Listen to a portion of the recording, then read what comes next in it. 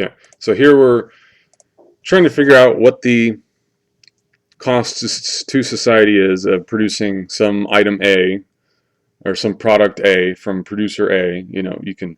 This could be really cool T-shirts from Jake's, T-shirt manufacturing or something. Um, and so here the central data agency figures out what the place is producing. And you might have a number of these data agencies kind of offering their take on things. So one organization doesn't just have a monopoly on this information, and they can fiddle with the numbers to the advantage of certain people. But here they see how much places outputting per day of these things. 18 cool T-shirts. Product utilization rate is how much the product is actually being utilized versus compared to maybe some target amount of excess inventory. So let's say society wants an excess inventory of like 30 days of these T-shirts, 30-day buffer.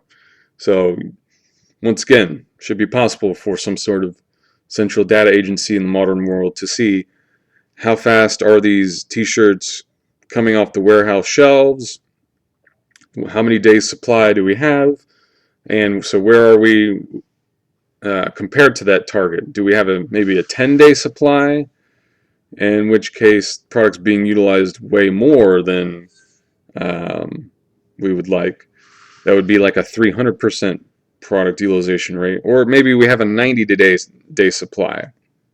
We have 3 times as much supply, and only really a third of the T-shirts are going to be used at our target rate. That's kind of what we would have here. This would be like if we had a 90-day supply of T-shirts and our target was 30 days. We've got more T-shirts piling up in warehouses than we really want, so our utilization rate is quite low. It's almost about a third, really. It's about 35% in this case. This is just a random number that, for example, that I picked out. And so here we have the inputs for what it takes to make these T-shirts. The utilization rate of these inputs comes from the central data agency as well. The actual inputs themselves can be kept track of by whoever the previous producer is that our producer A is getting these items from. Okay, and the amounts the previous producer can tell us. Can tell the central data agency, okay, how many units are you shipping to producer A? And they can also say, how long did it take to make each of these inputs, concretely speaking. All right, and thus we can see total concrete labor hours needed per each of these inputs per day. Then we might want to have a labor unpleasantness weighting factor. All right, this is basically how unpleasant was it to make this stuff. All right, some labor's more unpleasant than others, and we're not trying to maximize value and minimize labor time like under capitalism and the law of value. All right, we're not thinking in those terms. We honestly just want to subjectively get at what the social cost is of these items, of making these items is, and making the inputs to the items. So if it's really unpleasant to make this stuff, that should factor into our calculations, I figure. All right. Oh, and by the way, we've also got the hours of labor to assemble all these inputs, and that can be reported by the producer that we're looking at themselves, and the unpleasantness of that labor, assembling all these inputs into really cool T-shirts. So then we get a final number of, and these are calculated values. These are not ones you put in, but these are determined by formulas. You can see here. Unpleasant labor needed for the inputs for each day. Total unpleasant labor needed. Unpleasant labor per unit of output per T-shirt, right? And then we have total social unpleasantness per unit of output. Total social unpleasantness factors in both the unpleasant labor and the utilization rate.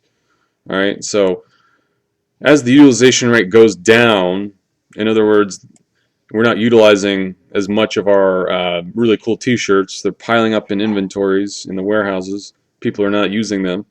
As that utilization rate goes down, total social unpleasantness goes up because we're being wasteful in producing this stuff, and we're wasting this unpleasant labor on producing this stuff that we're not using.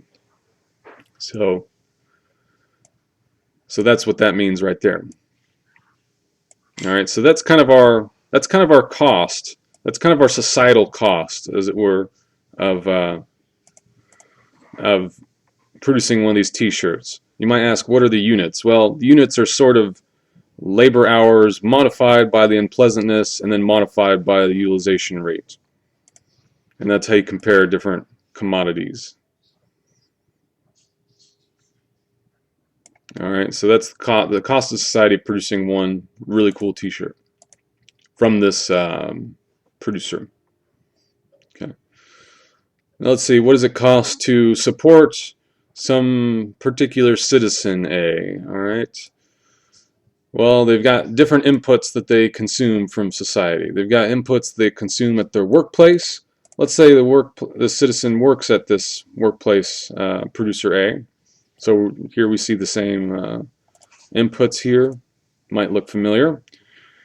And let's say, the citizen, let's say there are 10 people who work at this workplace, and the citizen uses about a tenth of these inputs, or is responsible for using about a tenth of these inputs. All right, and the workplace itself can assign this fraction. In ordinary terms, you might just take the total number of employees and, divide 1 by that total number to get each, co-worker's fraction of inputs that they're using. Or if one co-worker is being particularly wasteful, you could increase their fraction. The workplace itself can sort that out. That's that's an input from this producer A to decide. And then you get units consumed by the citizen per day at the workplace, social unpleasantness per unit, total social unpleasantness cost per day. That's all at the workplace. Then you move down here. What do they consume at home? And notice, by the way, you could just combine these two. A lot of anti-work theorists talk about erasing the distinction between the workplace and the home, and erasing the distinction between work and fun and leisure. For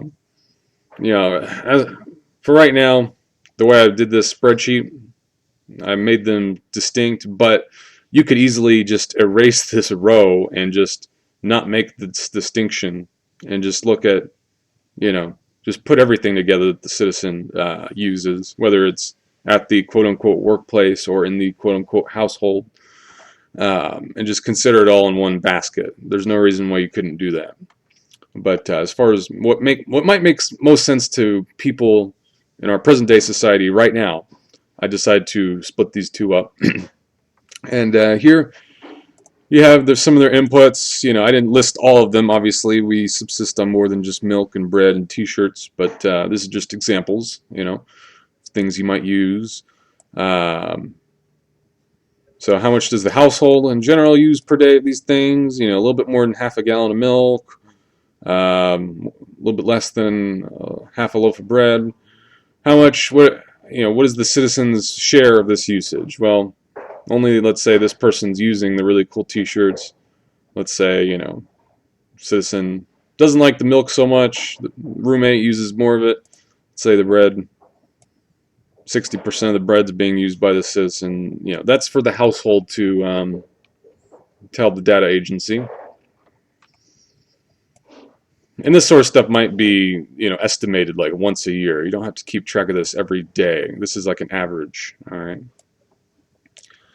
So units consumed by the citizen per day, social unpleasantness per unit. All right, this would be calculated values coming from the data agency. And then citizens' total social unpleasantness cost per day from their household items right here. Add these things up, both the workplace